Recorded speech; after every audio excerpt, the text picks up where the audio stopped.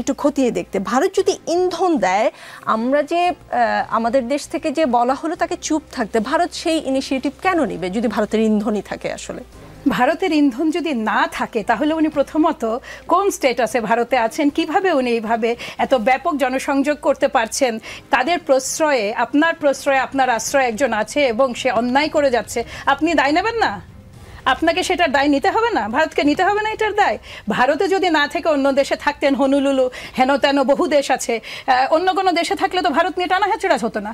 আপনাকে আবার একটা মজার কথা বলি, আপনাদেরই যে ফেসবুক পেজ আছে ওখানে আমি আজকে একটা খুব সারপ্রাইজিং একটা ভিডিও দেখলাম যে 32 নম্বরে প্যালেস্টাইনের পতাকা। আমি এটা কেন বলতে চাইছি, দেখেন ট্রাম্প প্রশাসনের ওপরে কিন্তু ট্রাম্প কেয়ার না করলেও আওয়ামী লীগ খুব একটা বড় ধরনের, একেবারে বায়বীয় ধরনের বিশাল একটা আশা ভরসা নিয়ে আছে যে যেহেতু ট্রাম্প একটা খুব স্ট্রং স্ট্যান্ড নিয়েছেন প্যালেস্টাইন নিয়ে এবং উনি বলেছেন ইফ নেসেসারি তারা ওইটা ইনভেড করবেন, কাজে ওই ভরসাতে আমি দেখলাম আপনাদের কয়েক সেকেন্ডের ভিডিও, আমার ধারণা 12 বা 15 সেকেন্ড, তার মধ্যে 4 জন ব্যক্তি প্যালেস্টাইনের পতাকা নিয়ে এবং খুব দ্রুত তারা পতাকাটা সরিয়ে ওর সামনে থেকে সরে গেলেন। কিন্তু ভিডিওটা পাবলিশ হয়েছে, খেয়াল করেন।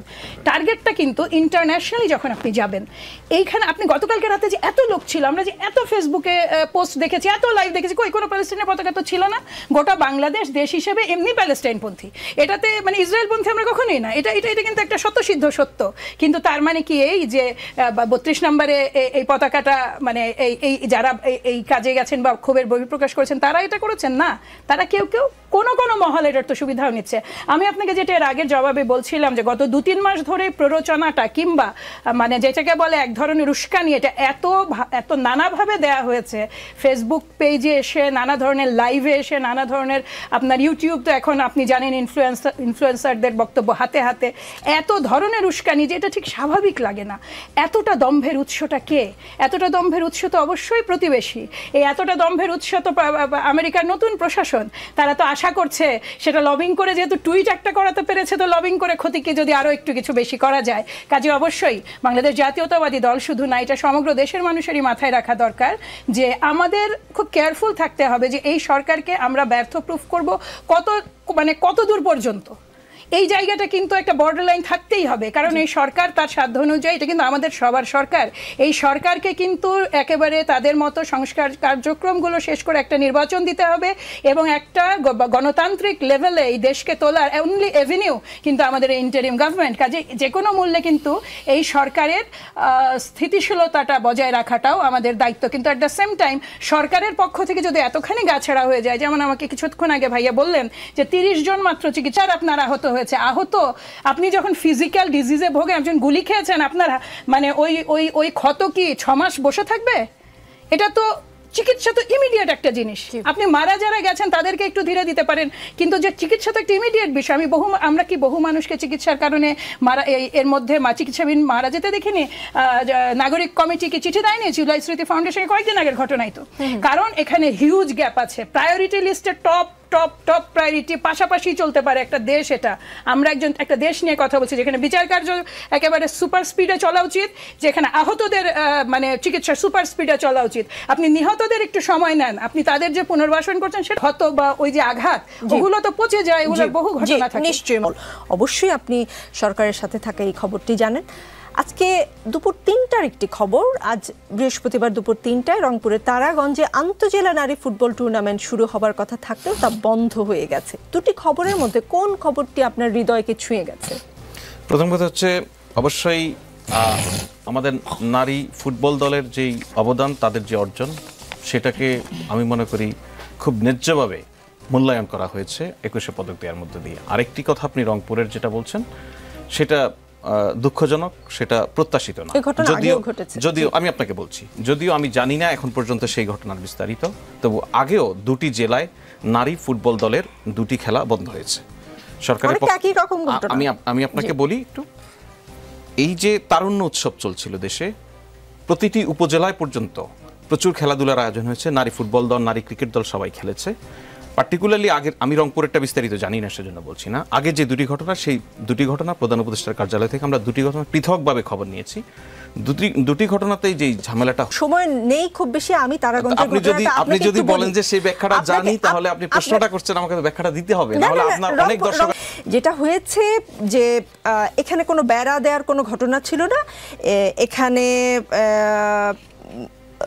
বিবৃতিতে যেটা বলা হয়েছে যে না, এটা তো আপনাদের নিন্দা বিবৃতি, আমি যতটুকু জানি সেটা বলি, ওইরকমই তৌহিদি জনতার একটি মব গিয়ে বলেছে এখানে নারীদের ফুটবল খেলা হবে না। এটা কোনোভাবে প্রত্যাশিত নয়। আমি আপনাকে নিশ্চিত করি সরকারের অবস্থান এই বিষয়ে একদমই পরিষ্কার, যে এই ঘটনাগুলি কোনোভাবে অ্যালাউ করা হচ্ছে না। স্থানীয় প্রশাসনের সঙ্গে ইমিডিয়েটলি কথা বলা হচ্ছে এবং তাৎক্ষণিক ব্যবস্থা নেওয়া হচ্ছে। আগের যে দুটি ঘটনা, সেই দুটি ঘটনায় যেন আবার খেলাগুলির আয়োজন করা হয়, সেই জন্য প্রয়োজনীয় সকল ব্যবস্থা নেওয়া হয়েছে।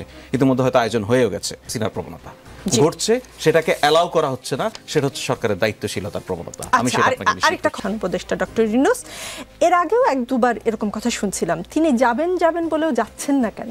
আচ্ছা, এর আগে যেই কথাটি বলেছে, উনি যেতে চান, উনি যাওয়ার জন্য এক ধরনের দিনক্ষণ নির্ধারণও করেছিলেন, চেষ্টা করছিলেন আলাপ আলোচনা করে। ওনার একটা শিডিউলের ব্যাপার আছে, ওনার সেই শিডিউলটা ম্যানেজ করার জন্য একটু বিলম্ব হচ্ছিল। এর মধ্যে জনমনে এক ধরনের সন্দেহের তৈরি হয়েছিল, আমরা দেখেছি দুই একটি নিউজও হয়েছে উনি যাচ্ছেন না। সেই বিষয়টাই আসলে পরিষ্কার করার জন্য আজকে উপদেষ্টা পরিষদের যে বৈঠক, সেই বৈঠক শেষে আসলে জানানো হয়েছে যে মাননীয় প্রধান উপদেষ্টা আয়নাঘর পরিদর্শনে যাবেন, সঙ্গে দেশি বিদেশি সাংবাদিকদেরও নিয়ে যাবেন। জি, আরেক যে ভাঙচুরের ঘটনা অনভিপ্রেত বলেছেন, শেখ হাসিনা দুর্নীতি, সন্ত্রাস ও অমানবিক প্রক্রিয়ায় নিপীড়ন চালিয়ে ক্ষমতায় থাকাকালীন যে সুরে কথা বলতেন, গণ অভ্যুত্থানের মুখে পালিয়ে যাওয়ার পরেও তিনি একই হুমকি ধামকি সুরে জুলাই গণ অভ্যুত্থানে অংশ নেওয়া প্রতিটি মানুষের বিরুদ্ধে কথা বলে চলেছেন। তিনি দেশে অস্থিতিশীলতা সৃষ্টির হুমকি দিয়েছেন। প্রশ্ন হচ্ছে, প্রধানমন্ত্রী শেখ হাসিনা বক্তব্য দিয়েছেন রাত 9টায়, ধানমন্ডি 32 নম্বর বাড়িতে ভাঙচুর শুরু হয়েছে তার আগে প্রায় রাত 8টার দিকে। শেখ হাসিনার বক্তব্যের প্রতিক্রিয়া ভাঙচুর মানে আগেই কি করে শুরু হয়ে গেল? আপনার পয়েন্টটা বুঝতে পেরেছি।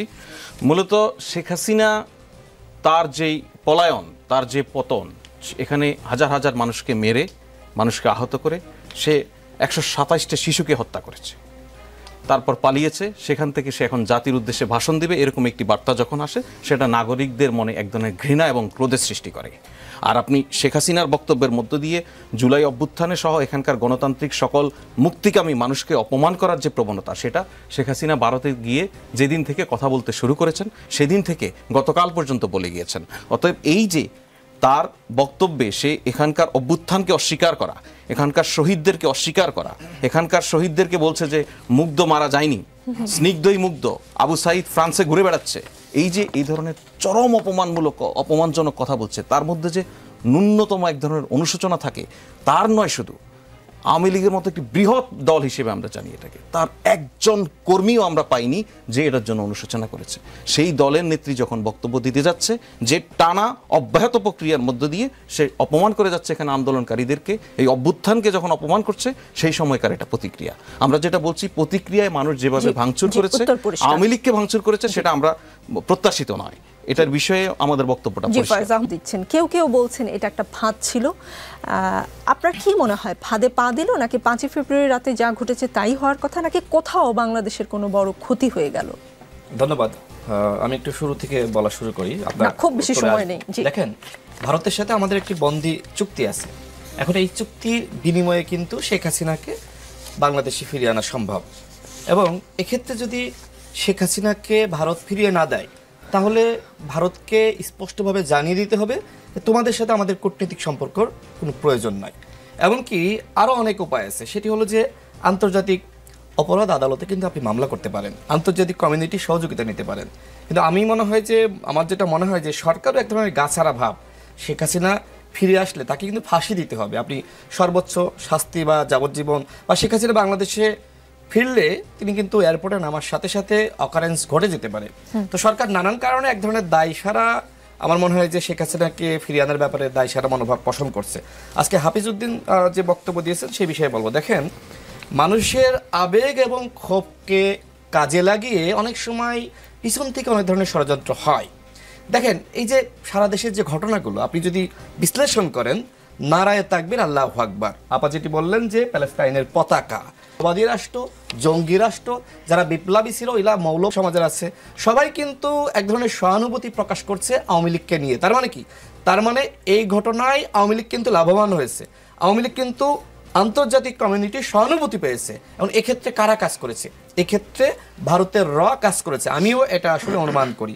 তো সেই জায়গা থেকে আমার কাছে আরেকটি ঘটনা মনে হয়, সেটি হলো যে সরকার তো চরমভাবে ব্যর্থ, দ্রব্যমূল্যের দাম কমাতে পারেনি, আওয়ামী লীগকে গ্রেপ্তার করতে পারেনি, আওয়ামী লীগকে তারা তাদের সাংগঠনিক কার্যক্রম বা নিবন্ধন স্থগিত করতে পারবে কিনা বা নিষিদ্ধ করবে কিনা সেই বিষয়ে কিন্তু সরকারের বক্তব্য স্পষ্ট না, ধোঁয়াশা রয়েছে। অন্যদিকে চিরুনি অভিযানের মাধ্যমে আওয়ামী লীগের অপরাধীদেরকে যদি আপনি গ্রেপ্তার করেন, তাহলে তারা কিন্তু মিছিল করবে না, বিশৃঙ্খলা করবে না, হরতালবাদী একজন সৈনিককে উপদেষ্টা বানিয়েছে, একজন না দুইজনকে। তো সেই জায়গায় আমার মনে হয় সরকারের এই ব্যর্থতা ঢাকার জন্য এবং জনগণের যে দৃষ্টি, গণহত্যার বিচার, আওয়ামী লীগের গ্রেপ্তার, এই জায়গা থেকে আসলে মানুষের দৃষ্টিকে ঘোরানোর জন্য সরকারের এক ধরনের পরোক্ষ মদত থাকতে পারে। আপনি দেখেন যে এই যে ছাত্র জনতার বুকে গুলি চালিয়েছে কারা? Police, RAB. সরকার গ্রেপ্তার করেছে? সরকার কিন্তু গ্রেপ্তার করে নাই। যদি প্রকৃতপক্ষে সরকার গণহত্যার বিচার করতে চায়, সবার আগে কিন্তু এই পুলিশ, র্যাব, বিজিবির যারা গণহত্যাকারী অপরাধী, তাদেরকে ধরতে হবে। কয়জনকে ধরেছে? উল্টো আমরা দেখ